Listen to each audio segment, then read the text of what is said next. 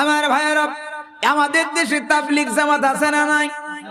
যখন আমার জন্ম হলো, যখন থেকে বুঝি, যখন থেকে আমি নাবালক, তখন থেকে বুঝি যে তাবলীগ জামাত নামে পৃথিবীতে একটা দল আছে। এরা রাজনীতি করে না, এরা রাজনীতিতে নেতৃত্ব দিতে চায় না, কিন্তু আমল করে। সেই দিকে আমি যাব না, কিন্তু আমি দেখতে পেলাম শেষ পর্যন্ত এই জালেমেরা এই তাবলীগ জামাতকে ভয় পেয়েছিল, যার কারণে তাবলীগ জামাতকেও একটা বাড়ি দিয়া 2 টুকরা করে দিয়েছে বাংলাদেশে। কথা বলেন ঠিক কিনা? যেন এই শক্তিটা কোনোদিন রাজপথে বিকট আকার ধারণ করতে না পারে, যেন ক্ষমতা যদি কোনোদিন না হয়, যেন এই চেয়ারটা কোনোদিন হারা না লাগে। কিন্তু যতই বুদ্ধি করেন, সব বুদ্ধির উপরে বুদ্ধি কার? ওয়া মাকারু ওয়া মাকারাল্লাহ ওয়াল্লাহু খায়রুল মাকিরিন। সব কৌশলের বড় কৌশল কার কাছে? আল্লাহর কাছে। কোন দিকে যাই, কোন পথে যাই গোলক দাদাতে, আমি কোন দিকে যাই, কোন পথে যাই গোলক দাদাতে।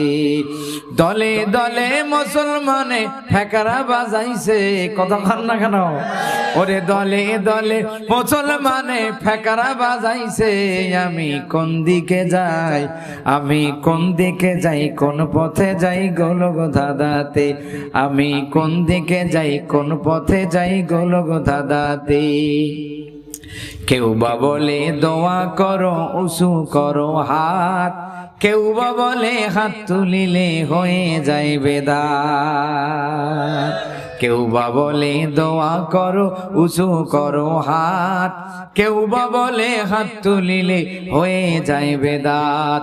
আবার কেউ বা বলে দুটাই চলে, কথা কর আর জোরে বলেন ঠিক না ঠিক? আবার কেউ বা বলে দুটাই চলে, ক্ষতি কি তাতে, আমি কোন দিকে যাই, আমি কোন দিকে যাই, কোন পথে যাই গোলক দাদাতে, আমি কোন দিকে যাই, কোন পথে যাই গোলক দাদাতে। কতক্ষণ ঠিক নেবে ঠিক? কেউ বা বলে খুশি হবে নবী পড়িলে মিলাদ, আবার কেউ বা বলে পড়লে মিলাদ হয়ে যায় বেদাত। আবার কেউ বা বলে দুটাই চলে, কতক্ষণ না কেন? আবার কেউ বা বলে সবই চলে, ক্ষতি কি তাতে, আমি কোন দিকে যাই, আমি কোন দিকে যাই, কোন পথে যাই গোলক দাদাতে। এ স্লোগান আমার না, এই স্লোগান হলো দেশের সাধারণ মানুষের। কথা বলেন ঠিক না ঠিক? আরো জোরে বলেন ঠিক না ঠিক? আল্লাহ রাব্বুল আলামিন জানালেন, নবীজি দুনিয়ার জমিনে ফেরাউন ছিল একজন স্বৈরাচার, ফেরাউন ছিল একজন স্বৈর শাসক, জুলুমবাজ, আত্ম অহংকারী, তাকাব্বারি। এই মানুষটা দুনিয়াতে মানুষকে শান্তিতে থাকতে দেয় নাই।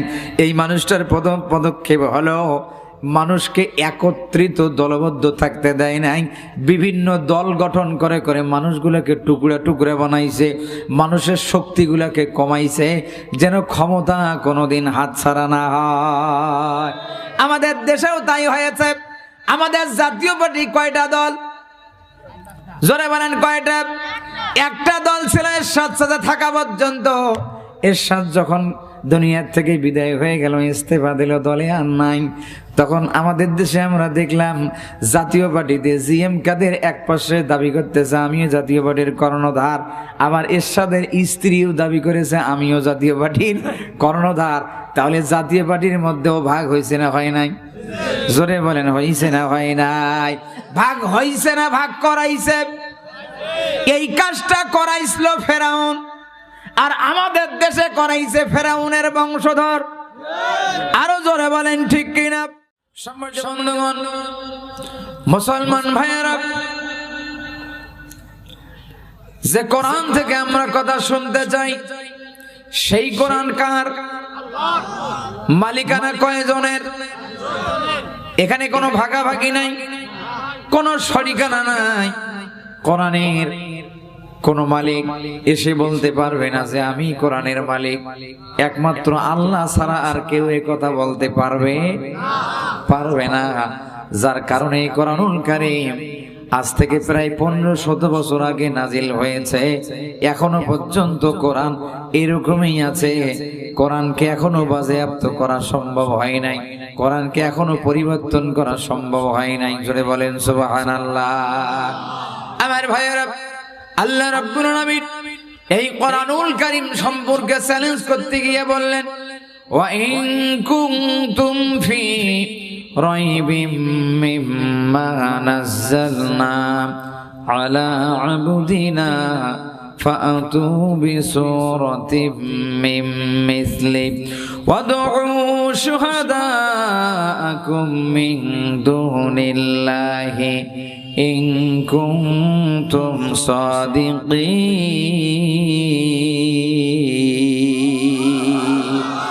আল্লাহু আকবারের আওয়াজটা আর একটু জোরে দেন, আল্লাহু আকবার। স্যার ডান হাতটা সকলে উঁচু করেন তো, হাতটা মুট করেন, হাতটা মুট করেন। এবার সর্বশক্তি প্রয়োগ করে একটা তাকবীর হবে। তাকবীরটা যদি কেউ না দেয় তাহলে বুঝবেন এই লোক। তাকবীর এবার সবাই দেবেন, ডান বাম লক্ষ্য করে তাকবীর হবে। লিল্লাহে তাকবীর, না আর একটু গলার আওয়াজ দেন, গলাটা পরিষ্কার করে নেন। লিল্লাহে তাকবীর, আল কোরআনের আলো, সংসদে জালো।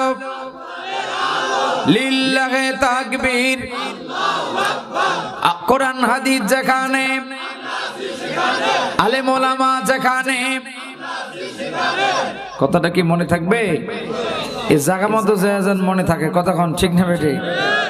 এই কথা যেন জায়গা মতো মনে থাকে, না হলে কিন্তু মুনাফিক হয়ে যাবেন। কথা বলেন ঠিক না বেঠে? কারণ মরে গেলেও সেই কোরআন, হাসরের মাঠেও সেই কোরআন, দুনিয়াতেও সেই কোরআনের সাথেই থাকতে হবে। কথা বলেন ঠিক না বেঠে? আরো জোরে বলেন ঠিক না বেঠি?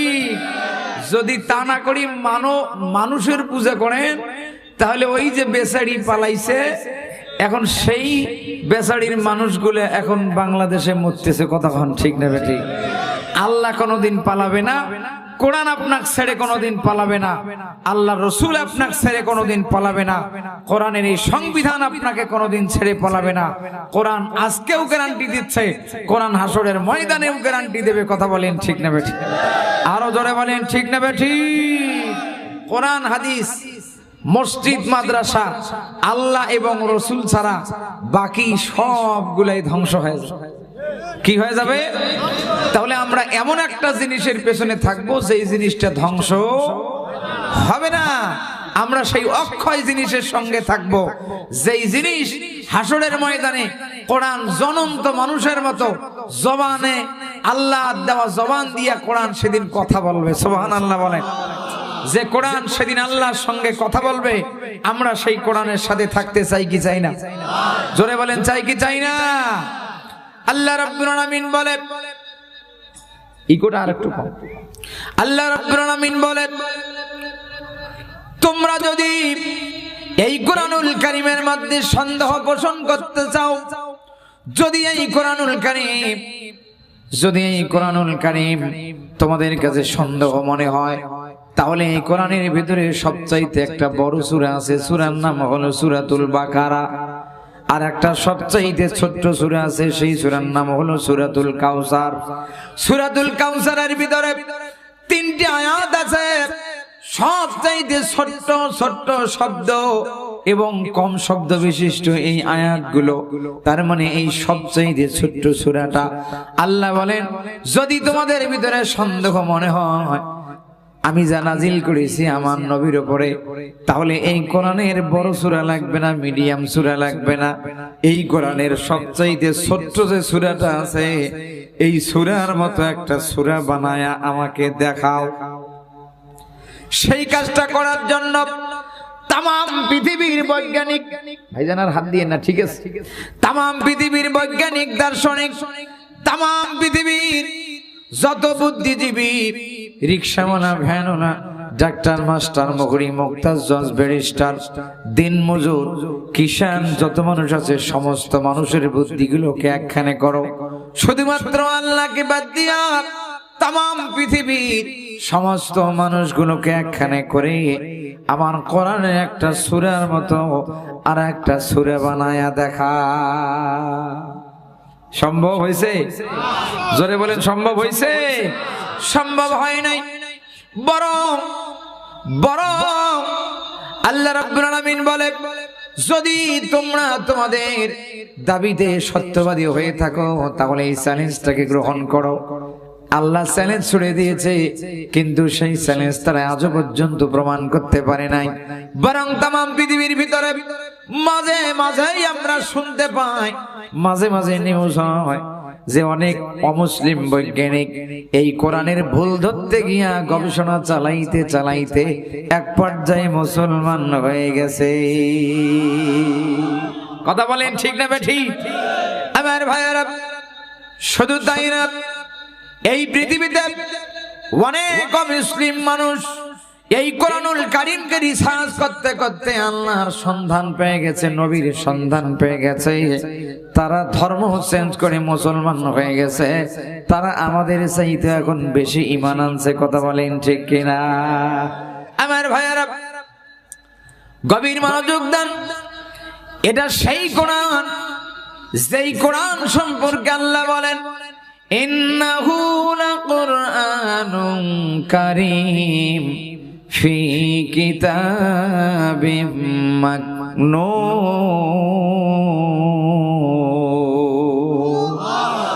আল্লাহ বলেন, নিশ্চয় এই কোরআন হলো সম্মানিত কিতাব। কি কিতাব? এই কোরআন হলো সর্বোচ্চ সম্মানিত। আল্লাহ রাসূল বলেছে সাহাবীদেরকে, সাহাবীরা শোনো, হাসরের ময়দানে আল্লাহ যদি এই কোরআনকে জাহান্নামে দেয় তাহলে জাহান্নামের আগুন কি এই কোরআনকে পোড়াইতে পারবে? সাহাবীরা বললেন, ইয়া রাসূলুল্লাহ, কোরআন ও আল্লাহর, আগুন ও আল্লাহর। কথা কর। সুতরাং মানুষ আল্লাহর কথা না শুনতে পারে, আগুন ঠিকই আল্লাহর কথা শোনে। কার কথা? আল্লাহর কথা শোনে। সুতরাং আগুন কোনদিন আল্লাহর কোরআনকে বেইজ্জতি করে পোড়াইতে পারবে না।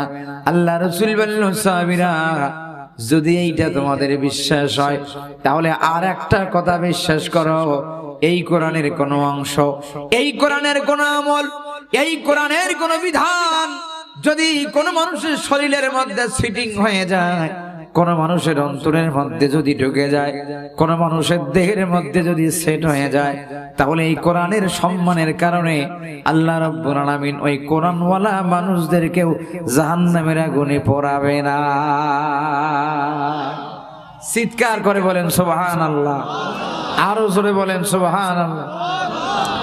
সম্মানিত ভাইয়েরা, আমি একটু পরেই মূল আলোচনার দিকে যাচ্ছি। ভূমিকায় আর দুই একটি কথা না বললেই নয়। বগুড়া মহস্থানগঞ্জ জাদুঘর দেখতে অনেকেই গিয়েছেন, অনেকেই যাননি। মহস্থানগঞ্জ তেলের পাম্প অপোজিট পাশে হলো একটা কবরস্থান। সেই কবরস্থানটা রাস্তা ফোর লাইন করার কাজ চলছে। ফোর লাইন করতে গিয়া রাষ্ট্র সরকার কারো বাড়ি ভেঙে দিয়েছে, টাকা জরিমানা দিয়েছে, কারো জমি নিয়েছে, টাকা দিয়েছে। কথা বলেন ঠিক কিনা? অনেক মসজিদ ভাঙ্গা পড়েছে, মাদ্রাসা ভাঙ্গা পড়েছে, অনেক কবরস্থান ভেঙে দিয়েছে। কবরস্থানকে লাশ স্থানান্তরিত করা হয়েছে, কবরগুলোকে এক স্থান থেকে আর এক স্থানে নিয়ে যাওয়া হয়েছে। কিন্তু ওই কবরস্থানটা স্থানান্তরিত করতে গিয়ে বাজার একটা বিশাল ঘটনা ঘটেছে। কোন কবর থেকে চুল পাওয়া গেছে, কোন কবর থেকে দাঁত পাওয়া গেছে, কোন কবর থেকে হাড় পাওয়া গেছে, আর একটা কবর থেকে একটা লাশ পাওয়া গেছে। সুবহানাল্লাহ বলে। মনে হচ্ছে যে লাশটা মনে হয় আজকে কবরে নামানো হলো। কাজের এই কর্মচারী মানুষগুলো এলাকার যুবকদেরকে ডাক দিয়ে বললেন, যুবক ভাইয়েরা, বলো তো দেখি এই লাশটাকে তোমরা চেনো নাকি? যুবকেরা বলতেছে, না ভাইজান, আমরা এই লাশ তো চিনতে পারতেছি না। মুরব্বীদেরকে ডাক দেওয়া হলো। মুরব্বীরা এসে দেখার সঙ্গে সঙ্গে লাশ চিনে ফেলেছে। কাজের এই কর্মচারী জিজ্ঞাসা করার সঙ্গে সঙ্গে মুরব্বীরা বলতেছে, বাজার, এই লাশ আমাদের গ্রামের একজন মানুষের লাশ। এই মানুষটা দুনিয়াতে কোটি কোটি টাকার মালিক ছিল না। এই লাশে যিনি লাশ হয়েছে এই মানুষটা দুনিয়াতে অনেক টাকা পয়সা সম্পদের মালিক ছিল না। এই মানুষটা হালাল পথে ইনকাম করতো, হারাম খাইতো না। এই মানুষটা মানুষের বিরুদ্ধে মিথ্যা সাক্ষী দিত না। তাহলে এই মানুষটা 5 ওয়াক্ত নামাজ পড়তো।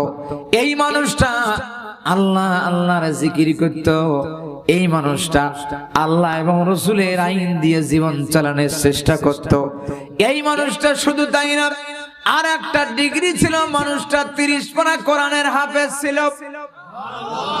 আরো জোরে সুবহানাল্লাহ বলেন, আরো চিৎকার দিয়ে বলেন সুবহানাল্লাহ। 30 পারা কোরআন তার অন্তরে ছিল, মুখস্থ ছিল, ইয়াদ ছিল। আমার ভাইরা, কাজের কর্মচারী জিজ্ঞেস করলো, চাচা এই মানুষটা আনুমানিক কত বছর আগে মারা গিয়েছিল? মুরব্বীরা চোখের পানি ফেলছে আর বলছে, আরে আমাদের এই মানুষটা গ্রাম থেকে মৃত্যুবরণ করেছে আনুমানিক 32 বছর আগে। কত বছর? 32 বছর আগে মারা গেছে। তাহলে 32 বছর ধরে আল্লাহ যদি লাশটাকে সম্মান দেখাইতে পারে, 32 বছর ধরে যদি আল্লাহ এই লাশটার সাথে ভালো আচরণ করতে পারে, তাহলে মুসলমান বিশ্বাস করতে হবে এইটা কিয়ামতের আগ পর্যন্ত আর পৌঁছবে না। সম্মান কিসের কারণে? জোরে বলেন, কিসের কারণে? আমি একজন মানুষ, আমার কোনো মূল্য নাই। আপনি একজন মানুষ, আপনার কোনো মূল্য নাই। মূল্য হলো কোরআনের কারণে। সমাজে আপনি মূল্য পাচ্ছেন, আপনার ভেতরে কোরআনের কোনো না কোনো আদর্শ কাজ করতেছে। কথা বলেন ঠিক কিনা? হয়তো আপনি নামাজ পড়েন না, কিন্তু মিথ্যা কথা বলেন না, বিচারে আপনি ন্যায় বিচার করেন। কতক্ষণ ঠিক কিনা? অথবা আপনি মানুষকে ঠকান না, অথবা আপনি জমির আইল ঠেলেন না, সেটাও ইবাদত। সেটাও কি? সেটাও ইবাদত।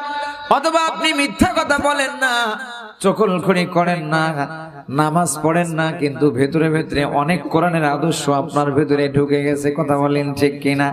আমার ভাইয়েরা, যার কারণে সমাজে আপনার মূল্য, সমাজে আপনাকে মানুষ উপাধি দিয়েছে, আপনি একজন সৎ মানুষ।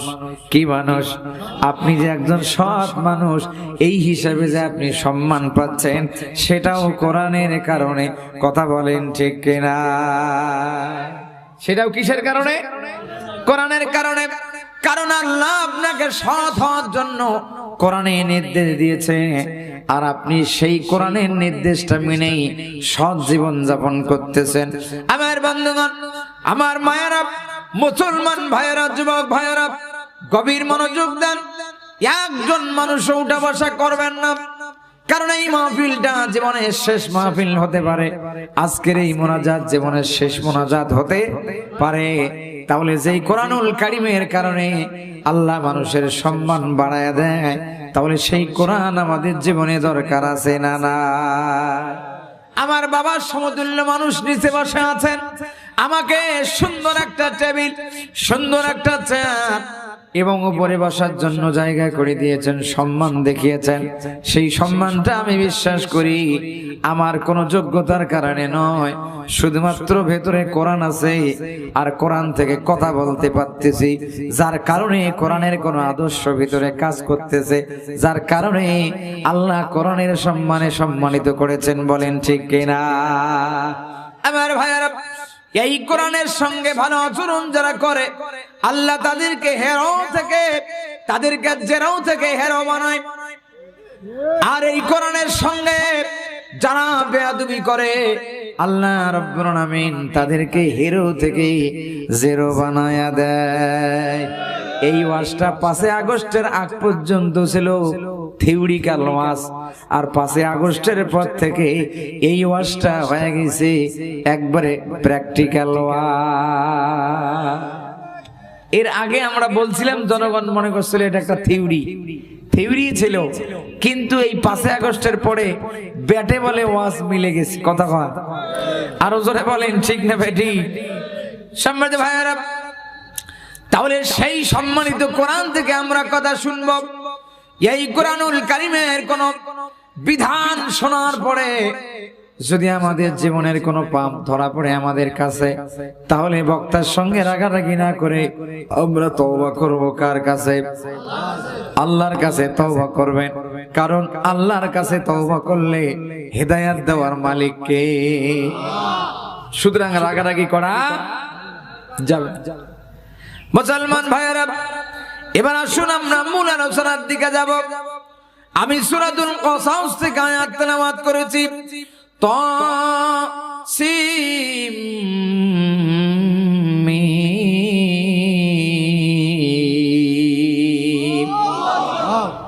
আল্লাহ রাব্বুল আলামিন একাধিক সূরার সামনে হরফে মুকাত্তামাত দিয়েছেন, যেটার অর্থ পৃথিবীর কোনো মুফাসসির করতে পারে নাই, পারবেও না।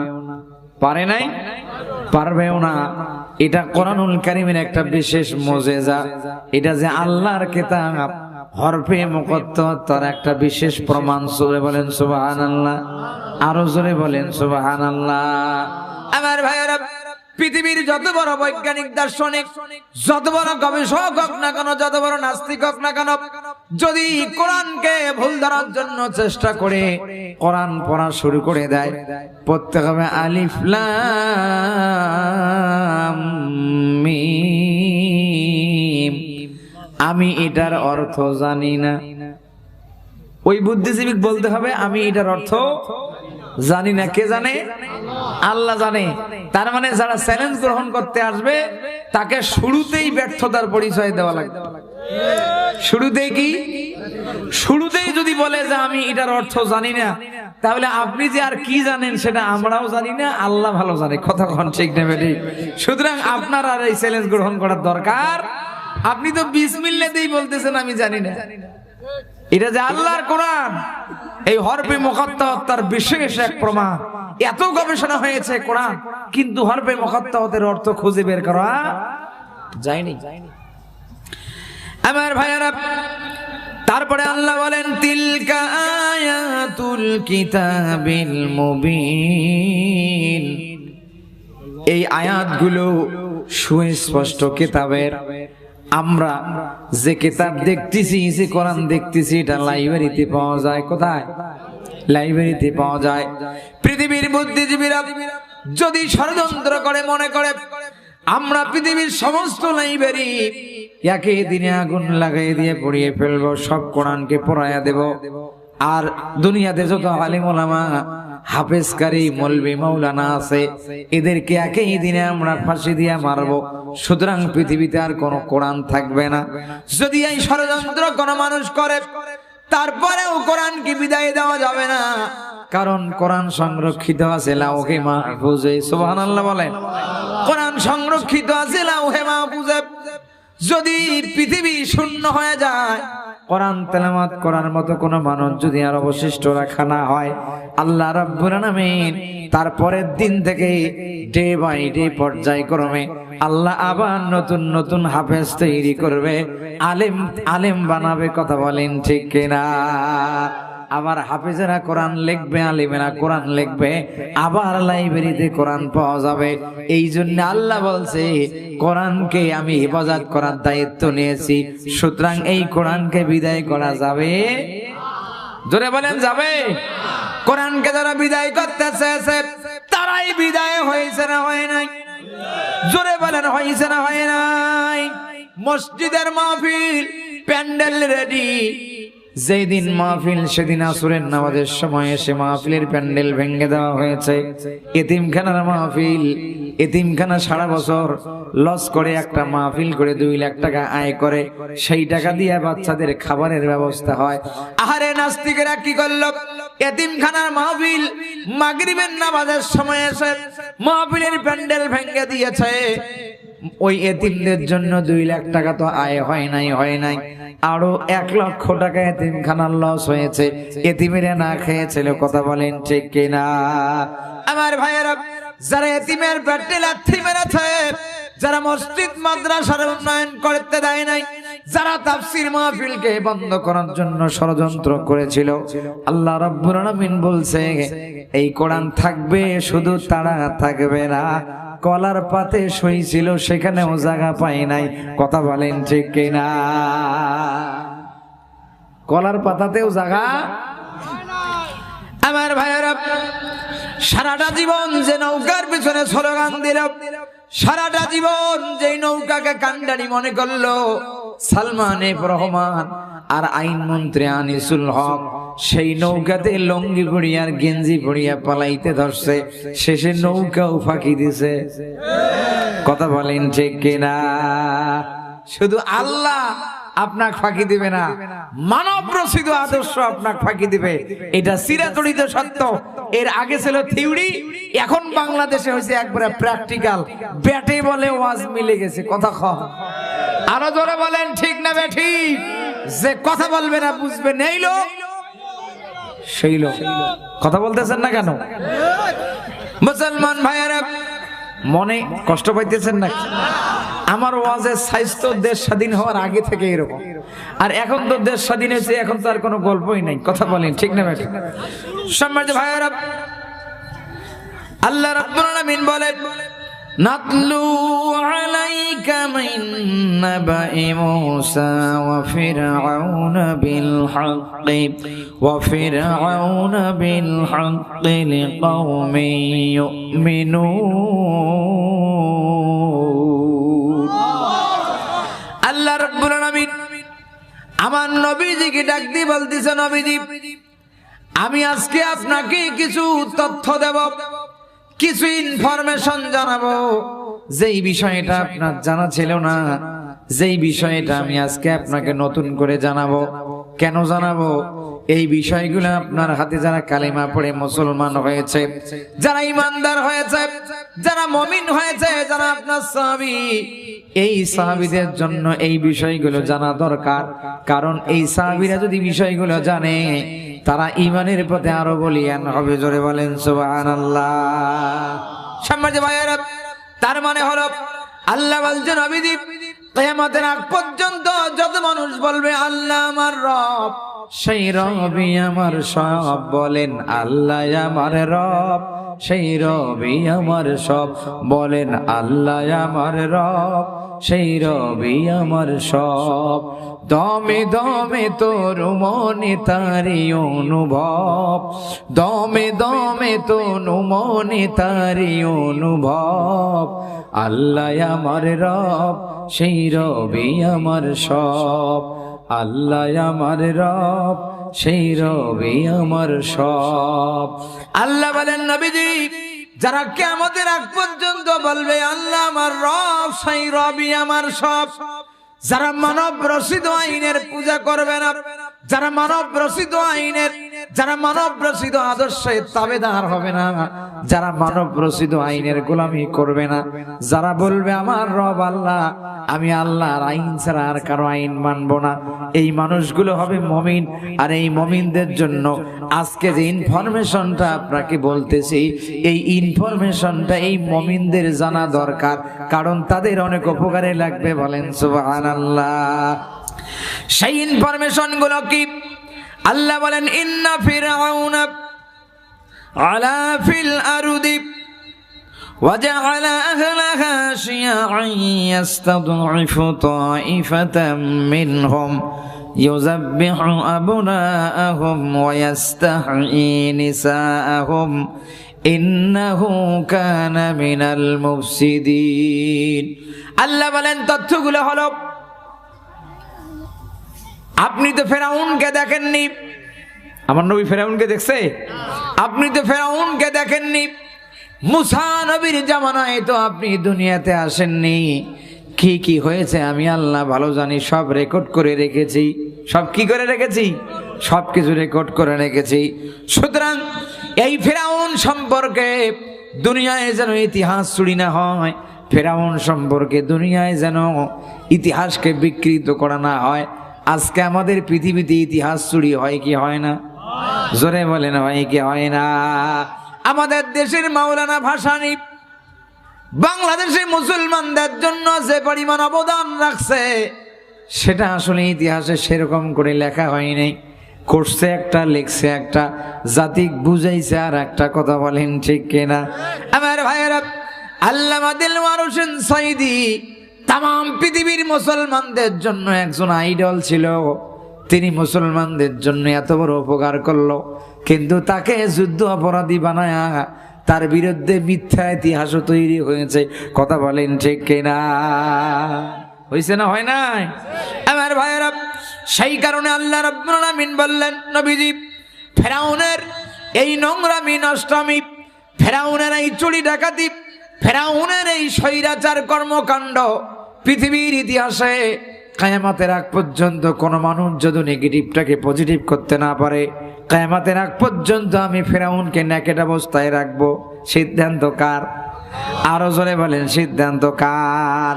আল্লাহর সিদ্ধান্ত হলো নবীজি কিয়ামতের আগ পর্যন্ত যত মানুষ জন্মগ্রহণ করবে সমস্ত মানুষ সবলোক হওয়ার পর ফেরাউনকে নতুন করে যখন চিনবে তখনই বলবে আস্তাগফিরুল্লাহ, আস্তাগফিরুল্লাহ, নাউজুবিল্লাহ পড়বে। সুতরাং ফেরাউনকে ইসলামের দুশমন মনে করবে। এই সিদ্ধান্তটা কার? জোরে বলেন, সিদ্ধান্তটা কার? আমার আল্লাহ রাব্বুল আলামিন ফেরাউনের ইতিহাসে সিল মারা দিছে। কি মেরে দিছে? সিল মারা দিছে। কারণ ফেরাউন আল্লাহর কিতাবের বিরোধিতা করেছে। কার কিতাবের? আল্লাহর কিতাবের বিরোধিতা করেছে। ফেরাউন তাওহীদের বিরোধিতা করেছে, রিসালাতের বিরোধিতা করেছে। আল্লাহ বলেন নিশ্চয় জমিনের মধ্যে ফেরাউন ছিল একজন ফাসাদ সৃষ্টিকারী, ফেরাউন ছিল একজন স্বৈরাচার, ফেরাউন ছিল একজন নির্মম নিষ্ঠুর একজন মানুষ পৃথিবীতে ছিল। এই ফেরাউনের কার্যক্রম ভালো ছিল না। ফেরাউন তার শাসন ক্ষমতা টিকিয়ে রাখার জন্য কিছু পদক্ষেপ নিয়েছিল। এই রকম পদক্ষেপ কিয়ামতের আগ পর্যন্ত অনেক শাসক নিতে যাবে। মুসা আসবে না, ফেরাউন আসবে না, কিন্তু মুসা নবীর বংশধর থাকবে, ফেরাউনের সামসারাও থাকবে। কথা বলেন ঠিক কিনা? ফেরাউনের বংশধরও থাকবে। তাই আল্লাহ বলেন ফেরাউন সংসদ, ফেরাউন তার ক্ষমতা টিকিয়ে রাখার জন্য কি কি পদক্ষেপ নিয়েছিল আল্লাহ কোরআনে কোট করেছে। একেবারে টাটকা দলিল। কি দলিল? কোন কাহিনী নয়, কোন আজিবাজি কথা নয়, কোন মন গড়া গল্প নয়। কোরআনুল কারীম থেকে আলোচনাটা করতেছি যেন আপনাদের বিশ্বাস হয়। ফেরাউন সিদ্ধান্ত নিয়েছিল আমি যদি ক্ষমতা টিকিয়ে রাখতে চাই তাহলে আমাকে প্রথম কাজটা করতে হবে। কি কাজ? ওয়াজআলা আহলাহা শিয়া। প্রথম কাজটা হলো রাজ্যের ভিতরে যত মানুষ আছে, যত দল আছে, যত মানুষ আছে, এই মানুষগুলোকে বিশেষ বিশেষ কোনো দলে থাকতে দেওয়া যাবে না। এই মানুষগুলোকে বিভিন্ন দলে ভাগ করে করে টুকরা টুকরা করতে হবে। মানুষগুলো যেন বড় শক্তির আধার হতে না পারে। এই মানুষগুলো যেন আধার হতে না পারে। আমাদের দেশেও হয়েছে না হয় নাই? জোরে বলেন, হয়েছে না হয় নাই? জাকের বাড়ি দাবি করে মুসলমান, সরমনাই দাবি করে মুসলমান, খেলাফত মজলিস তারাও দাবি করতেছে মুসলমান, জামাতি ইসলামও দাবি করতেছে মুসলমান। কথা বলেন ঠিক কিনা? আমি কোন দিকে যাই, কোন পথে যাই গোলক দাদাতে, আমি কোন দিকে যাই, কোন পথে যাই গোলক দাদাতে। দলে দলে মুসলমানে ফেকারা বাজাইছে। কথা কান না কেন? ওরে দলে দলে মুসলমানে ফেকারা বাজাইছে। আমি কোন দিকে যাই, আমি কোন দিকে যাই, কোন পথে যাই গোলক দাদাতে, আমি কোন দিকে যাই, কোন পথে যাই গোলক দাদাতে।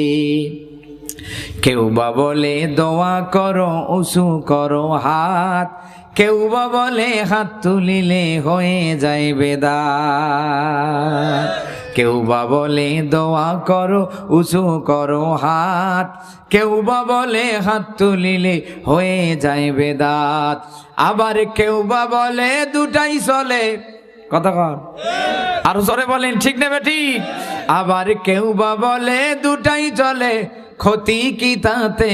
আমি কোন দিকে যাই, আমি কোন দিকে যাই, কোন পথে যাই গোলক ধাঁধাতে, আমি কোন দিকে যাই, কোন পথে যাই গোলক ধাঁধাতে। কতক্ষণ ঠিক নেবে ঠিক? কেউ বা বলে কেউ বা বলে খুশি হবে নবী পড়িলে মিলাত, আবার কেউ বা বলে পড়লে মিলাত হয়ে যায় বেদাত, আবার কেউ বা বলে দুটাই চলে, কতক্ষণ না কেন, আবার কেউ বা বলে সবই চলে, ক্ষতি কি তাতে, আমি কোন দিকে যাই, আমি কোন দিকে যাই, কোন পথে যাই গোলক ধাঁধাতে। এ স্লোগান আমার না, এই স্লোগান হলো দেশের সাধারণ মানুষের। কথা বলেন ঠিক না বেঠিক? আরো জোরে বলেন ঠিক না বেঠিক? কেউ বা বলে নামাজ পড়ো বুকে বাঁধো হাত, কেউ বা বলে নাভির নিচে হাত বাঁধা সুন্নাত, কেউ বা বলে নামাজ পড়ো বুকে বাঁধো হাত, কেউ বা বলে নাভির নিচে হাত বাঁধা সুন্নাত, আবার কেউ বা বলে দুটাই চলে, ক্ষতি কি তাতে, আমি কোন দিকে যাই, আমি কোন দিকে যাই, কোন পথে যাই গোলক ধাঁধাতে, আমি কোন দিকে যাই, কোন পথে যাই গোলক ধাঁধাতে। ওরে দলে দলে মুসলমানে ভাগ বসাইছে, কতক্ষণ, আরে দলে দলে মুসলমানে ফেকরা বাজাইছে, আমি কোন দিকে যাই, আমি কোন দিকে যাই, কোন পথে যাই গোলক ধাঁধাতে, আমি কোন দিকে যাই, কোন পথে যাই গোলক ধাঁধাতে। লা ইলাহা, একটু পানি দেন, গরম পানি। ইল্লাল্লাহ, জোরে লা ইলাহা, আরো জোরে লা ইলাহা ইল্লাল্লাহ, জোরে লা ইলাহা, লা ইলাহা, লা ইলাহা ইল্লাল্লাহ মুহাম্মাদুর রাসূলুল্লাহ। সকলেই পড়ি সাল্লাল্লাহু আলাইহি ওয়াসাল্লাম। আমার ভাইয়েরা, এই মুসলমানদেরকে দলে দলে ভাগ হইছে না করাইছে? ভাগ করাইছে। মুসলমান যদি সবাই একটা দলে থাকতো, এই জালেমেরা জানতো যে মুসলমানেরা কোনোদিন এই জালেমদেরকে ক্ষমতায় থাকতে দিত না, যার কারণে বন্দুকের নল ঠেকায়া ঠেকায়া বিভিন্ন দল গঠন করায়া দিছে। এই দলে থাকো তাহলে তোমাদেরকে ধরা হবে না, এই দল গঠন করো তাহলে তোমাদের রিমান্ড হবে না, এই দলের মধ্যে আশ্রয় নাও তাহলে তোমাদেরকে ফাঁসি দেওয়া হবে না। আমার ভাইয়েরা, যারা দুর্বল ইমানের অধিকারী তারা বিভিন্ন বট গাছে গিয়ে আশ্রয় নিয়েছে, কিন্তু যারা একনিষ্ঠ আল্লাহর সৈনিক তারা ফাঁসির মঞ্চে দাঁড়িয়েছে, মুনাফিকি করতে রাজি হয়নি। কথা বলেন ঠিক কিনা? আরো জোরে বলেন ঠিক কিনা? আমার ভাইয়েরা, যারা একনিষ্ঠ আল্লাহর সৈনিক, যারা আল্লাহর দ্বীনকে আল্লাহর জমিনে কায়েম করতে চায়, তারা বাঁশের ঝাড়ে ঘুমাইছে, কয়েল ছিল না। তারা ধান বাড়িতে ঘুমাইছে, কয়েল ছিল না।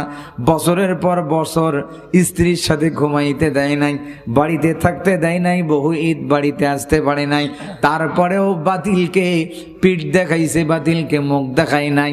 আর আল্লাহকে মুখ দেখাইছে, সেই আল্লাহকে আর পিঠ দেখায় নাই। কথা বলেন ঠিক কিনা? সেই ইসলামের সৈনিক এখনো আছে না নাই? জোরে বলেন আছে না নাই? এই কাজটা করেছিল ফেরাউন। কাজটা করেছিল কে? আর আমাদের দেশে যেই বেচারি করছিল তিনি তো কয়দিন আগে পালাইল। কতক্ষণ না কেন? আমার ভাইয়েরা, আমাদের দেশে ফেরাউন আসে নাই, কিন্তু ফেরাউনের বংশধর এসেছিল। কিন্তু অনেক সময় 12 হাত ভাঙ্গির 13 হাত বেশি হয়। 12 হাত ভাঙ্গির 13 হাত বেশি হয়।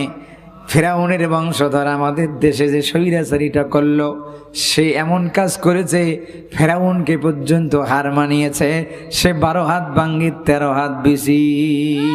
কারণ আমরা ফেরাউনের ইতিহাস পড়েছি, আয়না ঘর পাইনি। আমরা নমরুদের ইতিহাস পড়েছি, আয়না ঘর পাওয়া যায়নি। আমরা আবু জাহেলের ইতিহাস পড়েছি, আয়না ঘর খুঁজে পাইনি। কিন্তু নমরুদের বংশধর, ফেরাউনের বংশধর 12 হাত ভাঙ্গি 13 হাত বেশি হইতে গিয়া আমাদের দেশের টাকা, আমাদের জনগণের টাকা দিয়া আয়না ঘর তৈরি করে আমাদের মুসলমানদেরকে হত্যা করেছে। কথা বলেন ঠিক কিনা?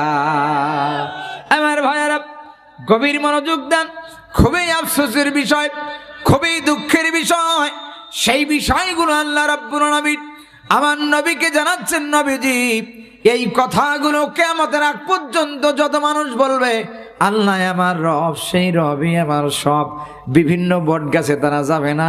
ওয়াতাসিমু বিহাবিলিল্লাহ, একটা রজ্জু যারা আঁকড়ে ধরে থাকবে, কোরআন এবং হাদিস নিয়ে যারা থাকবে, এই মানুষগুলোর জন্যই এই ইনফরমেশনটা খুব জরুরি হবে।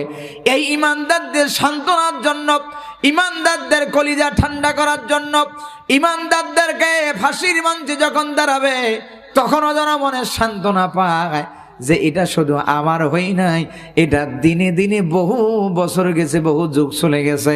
যত দিন গেছে তত বছর আগে এই দুনিয়ার জমিনে আল্লাহর দিন প্রতিষ্ঠা করতে গিয়ে বহু মানুষকে জীবন দেওয়া লাগছে। কথা বলেন ঠিক কিনা? মন খারাপ করতেছেন নাকি? করলেও আমার কোনো সমস্যা নাই, যেহেতু আমার পোড়ানো আর পিটানোর কাজটাই দিয়েছেন। কতক্ষণ ঠিক নেবে ঠিক? যদি আপনার কলিজায় আঘাত লাগে তাহলে আপনি ধৈর্য ধরবেন, অপেক্ষা করবেন। হেদায়েত দিতে পারে কে? জোরে বলেন, হেদায়েত দিতে পারে কে? যদি ওই লোহাকে পোড়ানো না হতো, পিটানো না হতো, তাহলে 60 টাকার লোহা 500 টাকা হতো না। কথা বলেন ঠিক নেবে ঠিক? আমি যদি আপনাকে আঘাত না করি, আমি যদি আপনাকে শুধু তেলতেলা তুলতুলে কথা বলে যাই, তাহলে ওই 60 টাকার লোহা 60 টাকায় থাকবে। কথা বলেন ঠিক না বা ঠিক? তাহলে 60 টাকার লোহা আর 500 টাকা হবে না। 60 টাকার লোহা 500 টাকা বানাইতে গেলে পড়াইতে হবে আর পিটাইতে হবে, মনে আঘাত দিতে হবে, কলিজায় কষ্ট দিয়ে কথা বলতে হবে। মনে রাখবেন, এই কষ্টই শেষ কষ্ট না, এই কষ্টই হয়তো আপনার মুক্তির কারণ হতে পারে। কথা বলেন ঠিক না বা ঠিক? আরো জোরে বলেন ঠিক না বা ঠিক? মুসলমান ভাইয়েরা, আমার সম্মানিত মায়েরা, মা বোনদের জন্য আমি স্পেশাল কিছু কথা সামনে নিয়ে আসবো, কিন্তু একটু সময় লাগবে। কি লাগবে? একটু সময় লাগবে, ধৈর্য ধরেন মা। আপনাদের জন্য গুরুত্বপূর্ণ আজকের স্পেশাল কথা আছে, সামনে অনেক শিক্ষণীয় কথা আছে। আল্লাহ রাব্বুল আলামিন জানালেন, নবীজি দুনিয়ার জমিনে ফেরাউন ছিল একজন স্বৈরাচার, ফেরাউন ছিল একজন স্বৈর শাসক, জুলুমবাজ, আত্ম অহংকারী, তাকাব্বারি। এই মানুষটা দুনিয়াতে মানুষকে শান্তিতে থাকতে দেয় নাই। এই মানুষটার প্রথম পদক্ষেপ হলো মানুষকে একত্রিত দলবদ্ধ থাকতে দেয় নাই। বিভিন্ন দল গঠন করে করে মানুষগুলোকে টুকরা টুকরা বানাইছে, মানুষের শক্তিগুলোকে কমাইছে, যেন ক্ষমতা কোনোদিন হাতছাড়া না হয়। আমাদের দেশেও তাই হয়েছে। আমাদের জাতীয় পার্টি কয়টা দল? জোরে বলেন কয়টা? একটা দল ছিল এরশাদ সাথে থাকা পর্যন্ত। এরশাদ যখন দুনিয়ার থেকে বিদায় হয়ে গেল, ইস্তেফা দিল, দলে আর নাই, তখন আমাদের দেশে আমরা দেখলাম জাতীয় পার্টিতে জিএম কাদের এক পাশে দাবি করতেছে আমিও জাতীয় পার্টির কর্ণধার, আবার এরশাদের স্ত্রীও দাবি করেছে আমিও জাতীয় পার্টির কর্ণধার। তাহলে জাতীয় পার্টির মধ্যেও ভাগ হয়েছে না হয় নাই? জোরে বলেন, হয়েছে না হয় নাই? ভাগ হয়েছে না ভাগ করাইছে? এই কাজটা করাইছিল ফেরাউন, আর আমাদের দেশে করাইছে ফেরাউনের বংশধর। আরো জোরে বলেন ঠিক কিনা? আমার ভাইয়েরা, আমাদের দেশে তাবলীগ জামাত আছে না নাই? যখন আমার জন্ম হলো, যখন থেকে বুঝি, যখন থেকে আমি নাবালক, তখন থেকে বুঝি যে তাবলীগ জামাত নামে পৃথিবীতে একটা দল আছে। এরা রাজনীতি করে না, এরা রাজনীতিতে নেতৃত্ব দিতে চায় না, কিন্তু আমল করে। সেই দিকে আমি যাব না, কিন্তু আমি দেখতে পেলাম শেষ পর্যন্ত এই জালেমেরা এই তাবলীগ জামাতকে ভয় পেয়েছিল, যার কারণে তাবলীগ জামাতকেও একটা বাড়ি দিয়া 2 টুকরা করে দিয়েছে বাংলাদেশে। কথা বলেন ঠিক কিনা? যেন এই শক্তিটা কোনোদিন রাজপথে বিকট আকার ধারণ করতে না পারে, যেন ক্ষমতার যদি কোনোদিন না হয়, যেন এই চেয়ারটা কোনোদিন হারা না লাগে, কিন্তু যতই বুদ্ধি করেন সব বুদ্ধির উপরে বুদ্ধি কার। ওয়া মাকারু ওয়া মাকারাল্লাহ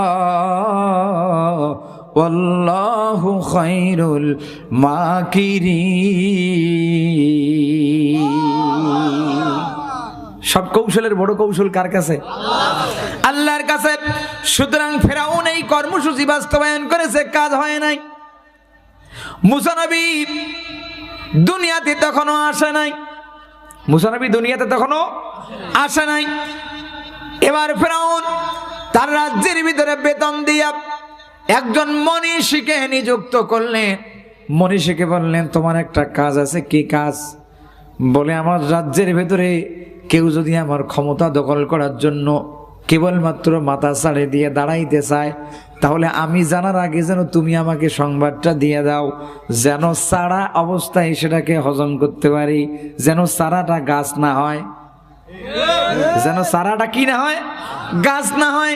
সুতরাং এই বিষটা কোন রকম গজনের সঙ্গে সঙ্গে যেন সেই বিষটাকে আমি খতম করতে পারি। সুতরাং ফেরাউনের টার্গেট ছিল ওই চেয়ারটা ছাড়া যাবে না। চেয়ারের মজা আছে না নাই? জোরে বলেন, আছে না নাই? আমার ভাইয়েরা, সেই রাজ্যের ভিতরে একজন মনীষী হঠাৎ করে একদিন ফেরাউনকে সংবাদ দিল রাজদরবারে গিয়া। ফেরাউন কি বলল? আমি গত রাতে স্বপ্ন দেখেছি, এই রাজ্যের ভিতরে একটা সন্তান জন্ম নেবে, একজন শিশুর আবির্ভাব ঘটবে। এই শিশুর নাম হবে মুসা। সুবহানাল্লাহ বলেন, আরো জোরে সুবহানাল্লাহ বলেন। এই সন্তানের নাম হবে মুসা। এই সন্তান শুধু মুসা না, এই সন্তানকে আল্লাহ রাব্বুল আলামিন নবী বানাবেন, রসুল বানাবেন। আর একটা দুঃখের সংবাদ শোনেন, এই শিশুর হাতে আপনার ক্ষমতা ওলট পালট হয়ে যাবে।